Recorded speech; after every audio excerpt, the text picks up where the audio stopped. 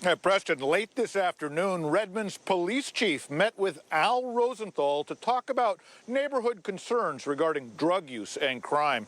Now, Rosenthal, he wants a clause in the building's operating agreement that bans drug use by tenants, and he wants that clause before this project moves any further ahead. Now, right now, the proposed construction site is a gravel yard in the middle of downtown Redmond. The plan is to build a 100-unit permanent supportive housing facility run by a nonprofit group called Plymouth Housing. Rosenthal, who owns an office building nearby, is concerned the neighborhood will see increased drug use and crime once the facility opens. A daycare is just feet away, and there are numerous small businesses in the area as well. Rosenthal wants city officials to include a clause in the operating agreement with Plymouth Housing to strictly prohibit drug use and other illegal activities or risk their lease. No unlawful acts and no illegal drugs, including fentanyl, should be done in the building.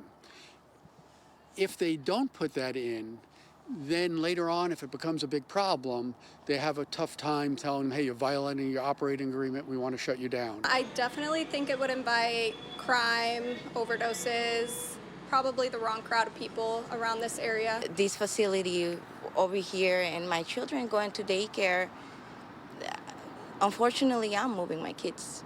I'm moving my kids from here. Well, Plymouth Housing hopes to break ground on this housing complex next year, but at other facilities that it operates in the region, they subscribe to a housing first model where drug use is allowed, not encouraged, but allowed. Plymouth Housing says they are focused on helping their tenants stabilize their lives, and if they find out that a tenant is using drugs, they work with the person to minimize the harms associated with that behavior, and then they surround them with the support services that they need. Now, the operating agreement has yet to be formalized between the city and Plymouth Housing. The neighbors who are speaking up right now, they hope to be heard before things are set in stone.